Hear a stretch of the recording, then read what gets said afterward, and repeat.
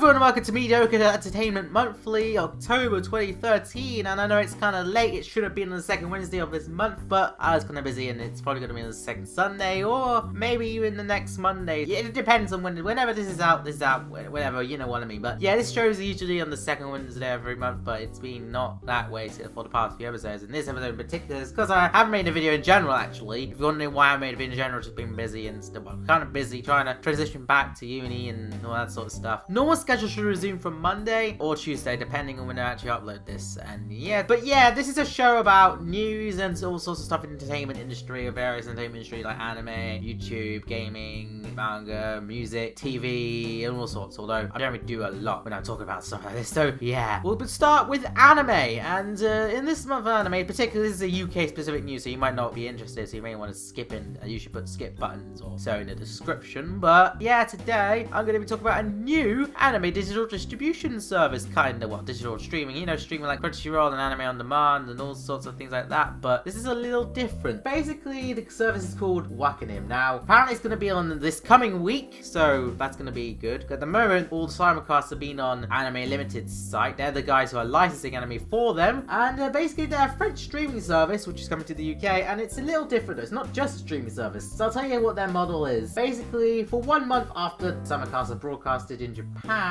for up to 1 month, you can stream anime in standard definition or 720 with up to 1 minute of advertising per video, which is okay, I guess. Or you can download some files offline, which are valid up to 4 days, then you have to renew them, etc, etc, with obviously ads and all that sort of stuff. So you can view stuff offline, which I think is pretty cool. And obviously premium rentals options, so you can pay streaming, so you go on the site per episode, it's 69 pence an episode, but you can stream HD with no ads at all, and you can stream it after the 30-day period, each episode that is. Or you can do the DRM-free download option, which is an MP4 in .h.264 codec, and that's playable on most systems. That's £1.25 per episode, but this is to keep and DRM-free, so I think that's a pretty good deal. There are exceptions and all that, you know, to the rule, just like any other, the whole Japanese distribution service. There's always that. I mean, a lot of people like to blame the Western companies, but in reality, it is also the Japanese, you know, animation studios and, well, distributors mainly at fault as well. And it's no exception with this service. We're gonna have to prove that we're not dirty, mean pirates, that people actually use the service. And if so, they'll be able to get more and more titles on the DRM-free option, which is pretty cool. And yeah, it's just interesting to see how this will turn out, especially with the whole download model, because that's not really been done before, to be honest, the way that Wakanim have done it. So, well, I'll be interested to see how this will go. I hope it will go pretty well. Now we're over to games, and first I'm going to talk about GTA 5 sales. Yes, GTA 5 managed to get $1 billion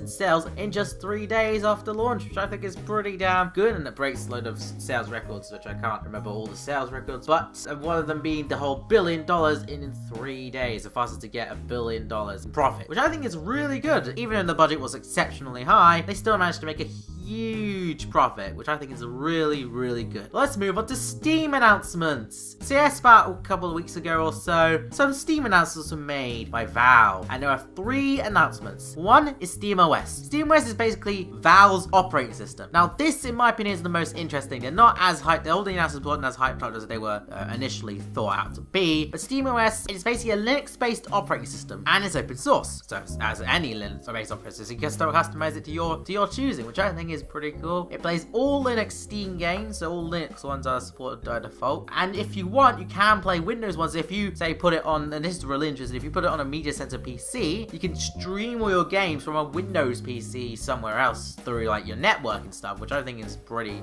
cool. And also it uses big picture mode on Steam, so because it is for the living room, that's the main purpose of it, also to break away from Windows and stuff. The next announcement is Steam machines. They'll come in various specs, and they use SteamOS and the Steam controller, which I'll mention in a bit. But the various specs, by the way, being stuff like NVIDIA GTX Titans, GTX 780, 760, 660, and all sorts, like 16 gig of DDR3 RAM and 3 gig of DDR5. Now, since these are meant to be like consoles, because I know that's the whole point of announcing them, I don't have as much faith, because these specs, they're gonna come at a price. And the fact is, one of the reasons why people buy consoles is that they're cheap and they're guaranteed to work. And that's why not as many console gamers are willing to go into PC gaming straight away, because PC gaming is a lot, despite the fact that if you have enough money and a good rig and stuff like that, you get a really good experience and stuff. But yeah, there are a load of problems that you have to deal with. Of course, this will eliminate some of these problems, but still. And then there's a Steam controller. I'm gonna have to make sure it's owl shaped, but it has 2 trackpads with haptic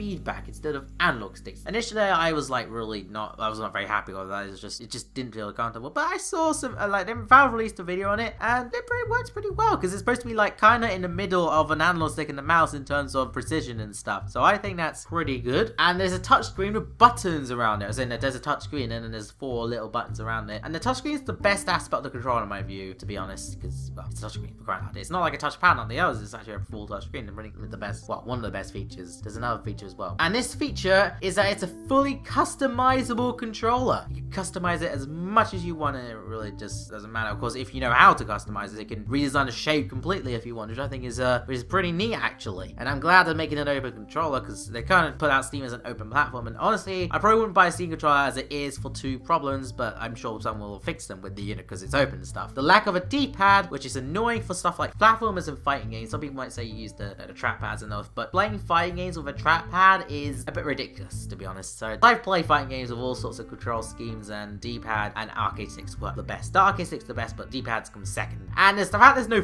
face buttons is ridiculous. If you're gonna play a fast-paced tapping game, it's not, you could easily screw up by with tapping like the trap pad. You need to apply some sort of pressure, so it would be much easier to use buttons. And also clicking down trap pad would really be a bit much. Put some physical buttons, so that would be very, very nice. And also some of the button combos. Some people use face button combos, and they're very important. As much as people are not say that, they are very important. It's important to press multiple face buttons at the same time in certain games. But yeah. Next, I'll talk about the Mad Catz M.O.J.O. Now, if you don't know what it is, it's an Android console that's basically got a Tegra 4 chip and all sorts of goodness. And yeah, it's supposed to be absolutely amazing in terms of Android consoles because it blows the rest out of the water. Guess how much it costs though? $249.99. And that's ridiculous. And it's also £219.99. And yeah, I don't know why they're doing that because it's, well, I guess I can understand because you can use the Play Store, which obviously would mean it because Mad Catz won't get any money from games and stuff, unlike the other two, which are more closed. This is a fully open platform, but it still is really stupid to do that, especially considering you could buy a Wii U for like a Wii U premium pack bundle for like 30 quid more, a current gen console for less, a next gen console for like a PS4 for like 130 quid more. It's a bit ridiculous, to be honest. Well, hell, the Xbox One for 200 quid, which is still ridiculous why you would buy it, considering what you've got as competition. It's pointless. I never liked Android consoles. I always thought they were pointless. There you go, let's move on. Now let's move on to YouTube, and this time we talk about Google Plus comments. Now, I talked about Google Plus quite a bit before, you know, on my channel. You know me, I'm pro Google Plus, and like a lot of people who absolutely despise it and thinks it's like Satan and all that sort of stuff. But you know, I like it, okay? And I'm glad they're integrating it with YouTube and other Google services, and they're slowly doing it. The whole switch, you know, the whole pages, the channels, and all sorts of things. And recently, they've actually did something that I predicted, which was